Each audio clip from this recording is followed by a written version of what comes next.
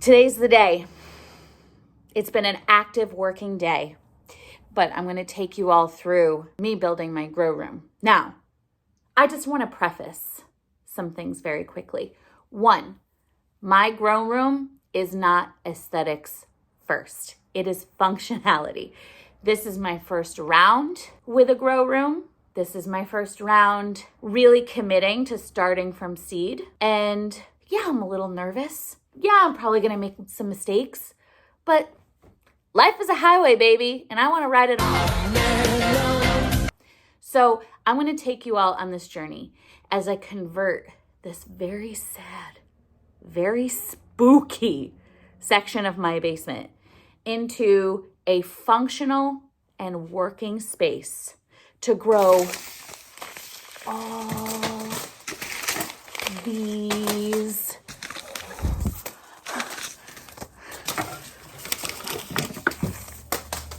all these from seed. Well, these are seeds, but we're growing them from scratch. We're starting from the bottom, baby.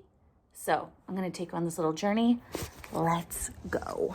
Okay, so before we even start building this grow room, putting in lights, anything, I need some hard electrical work done. I need some wiring. I need some boxes put in. So I enlisted the help of a licensed electrician, aka my dad, who put all of this stuff in safely and to code. So here we are.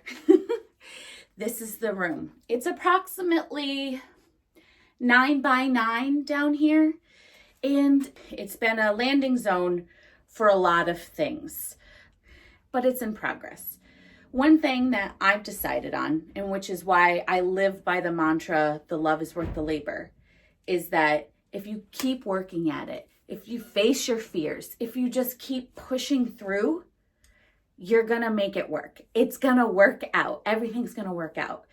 And so this grow room is actually a lot more to me than just a functional space to start out seeds. Because as you can see, it's quite messy.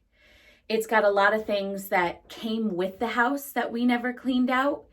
It also has just been a repository for junk that we can't seem to get rid of or that was gifted upon us that we don't really have a use for. So within this video, I'm going to be cleaning it out, literally dusting off the cobwebs, and then I'll be physically installing it. Let's get into it. Don't you just wish we could work this quickly in real life? Yes, so here I am going through all the piles. I have most of my garden supplies already on the left-hand side of the shelves. My husband did that, which was very sweet of him when putting these items in here. And as I go, I'm finding lots of little trinkets from camping stuff to, window weights. I'm going to need those for another project, so I'm setting those aside. Now, there's a lot of things in here that wouldn't normally / shouldn't be in here, like this chair or this old fluorescent hardware stuff. But as you can see from here, the ADD is really taking me on a tangent. I'm inspecting everything, especially this old tin can set that I found that had foxgloves on it. And I just got so carried away. And then, of course, I realized we have a job to do. 2 hours later. Oh, and this is where I hit the jackpot, people. Oh! I found grow lights that I purchased 2 years ago, and it looks like they are going to fit perfectly. They do. Yes! Victory is mine. Yes! I just found. I bought these lights 2 years ago. I thought that they were lost.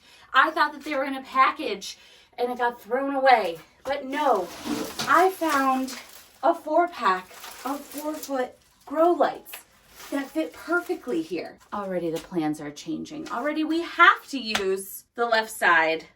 Now, let's just keep going at it. Oh, beautiful. Look at that. All cleaned up, all ready to go. So now I'm going to be measuring out the little panels that are going to go behind the shelving against the wall. It's 1/2-inch reflective rigid insulation. You can get it at any Home Depot big box store. Now, the reason why I have this is because the wall is just solid stone masonry. The foundation was built right at the turn of the century, so this is going to keep the heat in the grow room and not pass through.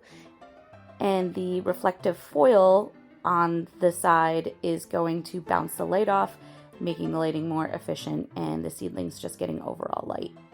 Now, as you can see, the main area went in nice and easy. The second area just needed a little bit of finessing due to the support pieces. And then I just had to shave it down a little bit to get it to squeeze in, because I am not a measure twice, cut once girl.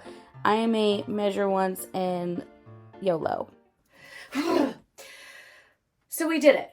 The hardest part for me, obviously, as you can see, is measuring and cutting. I'm a little bit of a woo girl. I like to just do things on the fly. Now that that is all set, we're going to go on to the fun stuff, and that is hanging the lamps. So honestly, I thought that this was going to be the easiest part, and lo and behold, these chains were not working for me. So we've got a little bit of a problem.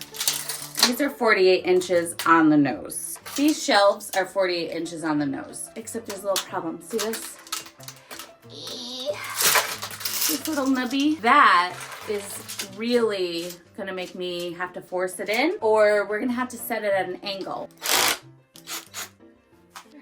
Ugh, I love the sound of a Ryobi drill gassed up and ready to go. So I'm putting these in using some drywall screws, and I thought it was just going to go easy. I thought it was going to go fine. But here I am, breaking chains, struggling. But luckily I figured out a solution, so it ended up going very easy after that. Now, as I'm putting these in, I'm thinking about how they're going to get wired up. So the nice part about these and a lot of grow lights is you can daisy chain them.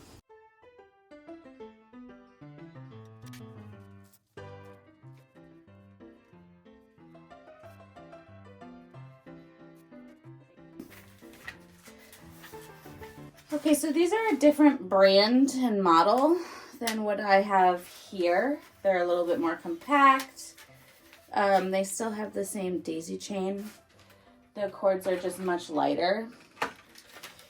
In ways, it's easier to install than these because it looks like all I need for this are little hooks. Luckily, I do have some of these upstairs, little eye hooks that we can just mark. So I'm going to take this offline, finish setting these up, and then we'll pop them in. 2 hours later. Whew, what an odyssey. Everything is up, the insulation's in, the lights are in, and this was a relatively low upfront investment. I'm thinking between the hard electrical, the lighting, and the insulation, we're looking at a couple $100. But this will last you forever. If you're interested in starting a grow rooms don't have to be that fancy. This project was relatively quick to do. Outside of the hard electrical, which, if you're doing any hard electrical, for the love of Gollum, please hire a professional because it is incredibly dangerous work. But outside of that, this can be done in a day. If you don't have space in your home where you can dedicate a whole room to this, start with just a 3-tier rack and getting the same grow lights, well, maybe not these. Get these and just start from there and go tray by tray. I really hope that this video was helpful to you. If it was, please feel free to jingle my jangle and like and subscribe, because next week I'm going to be starting off some of my perennials, my cold weather veggies, and I'm going to be going through all the ins and outs of soil. That's right, we're soiling ourselves. So thank you again for tuning in. I'm Muffy Reyes. And just remember, the love is worth the labor.